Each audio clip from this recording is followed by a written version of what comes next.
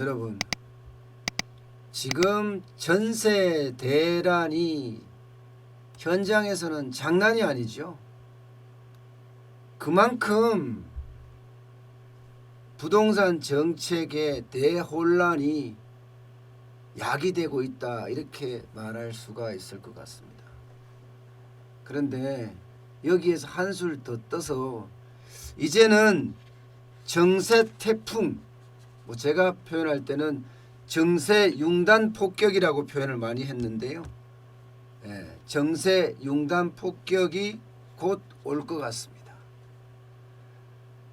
국회 법제사법위원회에서요, 4가지 법이 통과가 됐습니다. 종합부동산세법, 소득세법, 지방세법, 법인세법 개정안, 이 4가지가 통과가 됐어요. 이 4가지 통과는요, 부동산 시장에 정세 태풍 내지는 정세 폭탄을 안깁니다. 물론 어저께 법사위에서 통과될 때도 야당 의원들이 반발해서 집단 퇴장을 했죠. 또 민주당이 어제 강행 처리를 했습니다. 강행 처리를. 이거는 뭐 본회의 통과는 불을 보듯 뻔한 이야기고요. 이렇게 됐을 때 부동산에는요, 그야말로 세금 융단 폭격이라고 하는 세금 폭탄이 뚝뚝뚝뚝, 그것도 다주택자뿐만 아니라 1주택자에게도 떨어질 거다 하고 예상되고 있습니다. 게다가 부동산을 살 때도 취득세가 엄청 오르죠. 그 다음에 부동산을 보유할 때도 종부세가 엄청 오릅니다. 그리고 부동산을 팔 때도 양도소득세가 엄청 오릅니다. 다시 말해서 부동산 사고 보유하고 팔 모든 과정의 세금이 다 올라버렸어요. 아마 이런 정세 폭탄은 전 세계에서도 유일무이할 거예요. 살 때도 보유할 때도 팔 때도, 게다가 1주택자도 2주택자도 다주택자도 모두 세금이 올라간다는 것은요, 아마 전무후무한 일이 아닐까 지금 이렇게 생각을 합니다. 일단 이번 개정안 4개에는요, 그동안 작년 12월 16일인가요? 부동산 대책이 처음 나왔을 때부터 얼마 전 7월 10일까지 부동산 대책이 나왔잖아요. 그 모든 것을 망라했습니다. 그 모든 것을 망라했습니다. 자, 일단 개정 종부세법안, 종합부동산세법안부터 볼까요? 기본적으로는요, 3주택 이상 다주택자, 조정 대상 지역에 있으면요, 2주택자, 여기에 대한 종부세율이 보시는 것처럼 엄청 올라갔습니다. 0.6에서 3.2 하던 종부세가 1.2에서 분홍색 표시로 되어 있죠. 1.2에서 6.0까지 올라가게 됩니다. 6.0까지. 그야말로 폭등한다고 봐야죠. 2배가 오르니까 말입니다. 1주택자나 혹은 조정 대상 예외 지역의 2주택자에 대한 종부세도 0.57에서 2.7까지였거든요. 이것도 0.6에서 3%까지 다 오르게 돼 있습니다. 다 오르게 돼 있어요. 여기에다가 조정 대상 지역의 2주택자에 대해서는 세금 한도, 이게 지금까지는 많이 올라도 200%까지밖에 안 매겼거든요. 이거 300%로 올립니다. 300%로. 법인도 마찬가지입니다. 법인도 종부세율이 법인세법 개정안에 들어가 있는 2번째 법안 말입니다. 거기도 똑같이 이 1.2에서 6.0까지 2배 오르는 것으로 그렇게 포함이 되고요. 또 이 세금 한도도 200%에서 300% 올리는 게 2주택자라면 법인은 아예 폐지됩니다. 상한선이. 그야말로 폭등한다는 이야기죠. 게다가 지금까지 법인이 보유한 주택 6억 공제 혜택이 있었거든요. 이것도 사라지게 됩니다. 사라지게 됩니다. 더 큰 거요. 여기 더 큰 게 이제 하나 더 있는데, 종합부동산 세율이 이렇게 2배씩 오르는데 문제는 공시지가 시세 반영률 이게 또 오른다는 거예요. 공시지가 자체가 오르는 거고 공정시장 가액 비율 이것도 단계적으로 상향 조정될 예정입니다. 그렇게 되면 1주택자, 다주택자, 법인 할 것 없이 종부세는 다 오르게 된다는 이야기예요. 예컨대 말입니다. 예컨대 14억에 대한 주택을 보유했다. 이렇게 되면요. 올해 같은 경우는 28만 원 내거든요. 내년에 가면요. 82만 원 냅니다. 82만 원. 거의 3배가 오르는 거예요. 3배. 물론 여기는 단서조항이 있습니다. 공시가격이 10억 원에서 11억 원을 올라간다는 거예요. 공시가격이. 이게 공시지가 시세 반영률을 지금 85%까지 갔으니까요.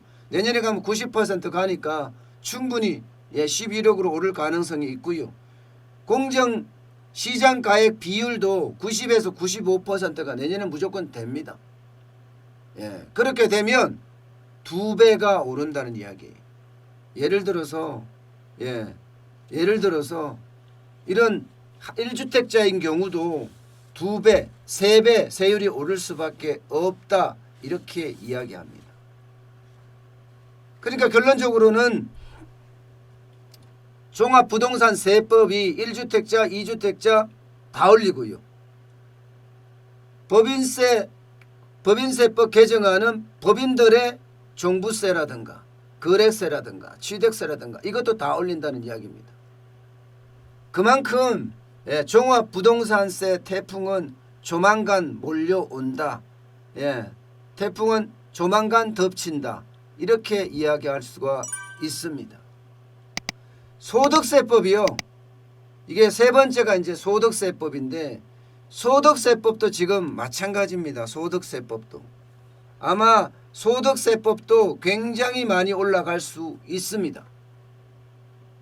자, 양도소득세법을 보자고요. 양도소득세법. 1년에서 2년 미만 양도세율. 이거 기본세율이 있잖아요. 기본세율. 기본세율이 6에서 42%입니다. 기본세율이. 1년에서 2년 미만 주택 말입니다. 그런데 이게 2주택자가 되면 여기에다가 가산세가 20% 더 붙고요. 3주택자가 되면 30포인트가 더 붙게 됩니다. 그렇게 되면 최대 얼마 될까요? 최대 75%까지 세금이 올라간다는 거예요. 도표에 보시는 것처럼 기본세율이 6에서 42%거든요. 여기에 2주택자는 20포인트, 3주택자는 30포인트예요. 그러면 3주택을 가지고 있는 사람이라면 이게 무조건 72%의 양도소득세를 내야 합니다. 그러면 이 양도소득세에 포함되는 거 2주택, 3주택자로 갔잖아요. 이 조합은 입주권도 포함됩니다. 입주권. 이건 아직 들어가지도 않았는데 종이딱지인데 이것도 포함되고요. 분양권도 포함됩니다. 분양권. 아직 들어가지도 않은 분양권도 포함돼요. 그러니까 입주권이나 분양권이나 다 내다 팔으라는 거예요. 세금 72%를 내지 않으려면 다 내다 팔으라 하는 게 지금 정부의 입장이라고 지금 볼 수가 있습니다. 그러니까 뭐 주택을 사서 1년 보유하고 팔 생각은 추워도 하지 마라. 세금으로 다 때리겠다. 이런 얘기라고 아주 간단하게 생각할 수가 있고요. 다주택자들은 어차피 세금 그 인상 포인트가 추가분이 20에서 30%, 3주택자는 30%, 2주택자는 20% 늘어나니까 너 팔라면 지금 다주택자 너 팔라면 기본세율에다가 2주택자는 20% 더 내고 30%, 3주택자는 30% 더 내라. 이런 얘기입니다. 결국 다주택자들 입장에서 어떻게 할까요? 다주택자들 입장에서는요. 제가 생각해서는요. 다주택자들 입장에서는요. 야, 이거 팔기가 만만치 않습니다. 세금이 워낙 많이 올라가니까 말입니다. 세금이 올라가면 팔고 싶어도 못 판다니까요. 2년 미만을 보유하게 되면 이게 보세요. 1년 미만 같은 경우 70%잖아요. 1, 2년은 기본세율에다가 60%예요. 예, 기본세율만 냈는데 지금까지는. 1년만 지나면. 그런데 그렇지 않고 이제 60% 내야 되는 거죠. 그러니까 주택을 많이 보유한 사람이면 보유한 사람일수록 지금 아마 스트레스를 굉장히 많이 받지 않을까. 가지고 있어도 종합부동산세 폭탄이 오고 팔려고 해도 세금 엄청 내야 되고 그야말로 징벌적 과세라고 이야기할 만큼 너 왜 다주택자야? 너 그러면 세금 많이 내. 이런 얘기예요. 그러니까 징벌적 과세라는 게 말입니다. 왜 나만 많이 내? 이렇게 이야기할 수도 있고요. 한때는 임대사업자를 장려했잖아요. 정부가. 임대사업자를 장려를 했으니까 임대사업자가 되고자 심지어는요. 은퇴 임대사업자가 있습니다. 회사에서 은퇴해서 한 집 2채를 가지고 임대사업으로 돌리는 고령자들 말입니다. 그런데 그들도 마찬가지로 다 이걸 막게 생겼어요. 지금까지 집을 사서 돈 벌었던 거 다 내놔라 이런 얘기예요. 결국은요. 이렇게 되면 팔 때도 이렇게 세금을 많이 낸다 이러면요. 아마도 많은 다주택자들은 지금까지 임대사업을 전세로 하던 것을 월세로 바꿔서 결국은 버티기에 들어가지 않을까 그렇게 예상합니다. 아니 이미 버티기에 들어갔습니다.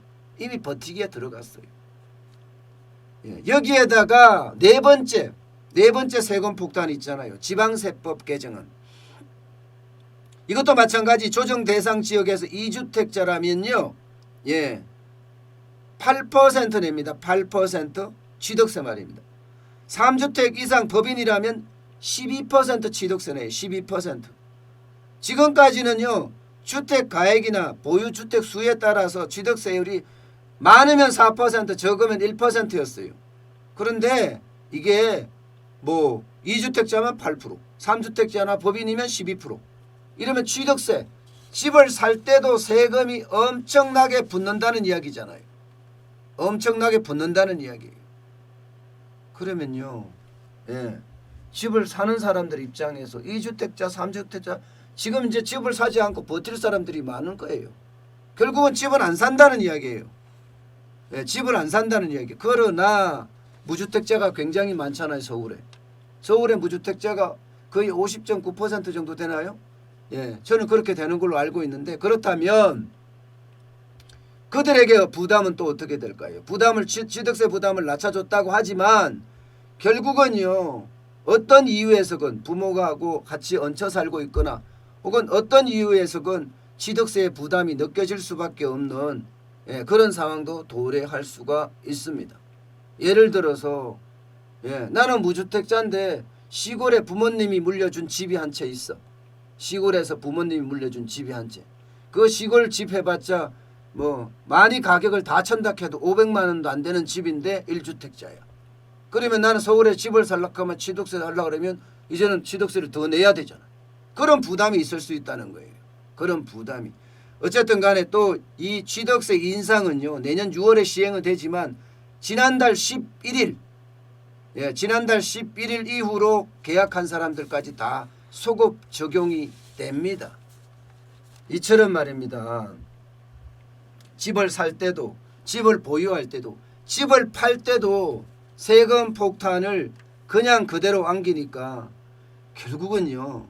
저는 전세 대란에 이어서 이 증세폭탄이 매물 잠김 현상이라고 해야 되나요? 대규모 매물 잠김 현상. 이 말은 무슨 말인가 하면 버티기라는 거예요. 버티기로 가지 않을까. 이렇게 되면요. 주택시장에 공급도 투자도 완전히 얼어붙는 그런 상황이 오지 않겠느냐 이렇게 생각을 합니다. 결국 다주택자들 입장에서는요. 집을 팔 수도 없는 거예요. 집을 팔 수도. 노무현 대통령 때 사실 이런 일이 있었거든요. 다주택자들이 결국은 버티기 했습니다. 어쩔 수 없이 세금을 너무 많이 내니까 말입니다. 보유세도 많이 내죠. 거래세도 많이 내죠. 이러니 뭐 시장의 왜곡은 뻔한 일이에요. 지금 제가 봐서는요, 시장의 왜곡이 굉장히 많이 일어날 가능성이 큽니다. 예, 전세 분기, 전세 공급 안 되고, 예, 전세 수요는 많은데 전세 공급이 안 되는, 그러면서도 민간 사업자들 입장에서는 예, 임대 사업을 포기하는, 완전히 포기하는 그런 모양새도 나올 수 있을 것 같아서 시장 자체의 혼란과 왜곡은 점점 더 심화되지 않을까, 저는 그렇게 지금 보고 있습니다. 시장이라는 것은요, 시장 기능에 맡겨야 되지 내가 들어가서 좌지우지 하려고 해서는 안 됩니다. 특히 정부가 들어가서 내가 시장의 지배자가 되겠다, 이런 생각은요 굉장히 위험한 생각이에요. 대한민국은 시장경제와 예, 자유민주주의를 숭상하는 나라입니다. 그런 나라에서 정부가 들어가서 시장을 지배하겠다, 가격도 정하고 공급도 정부가 직접 하겠다, 진짜 위험한 생각이죠. 시장이 완전히 부서질 수도 있는 그런 상황을 맞을 수도 있는 거예요. 정세도 마찬가지예요. 정세도 적당한 정세에 대해서는 예, 그에 대한 저항감이 없습니다.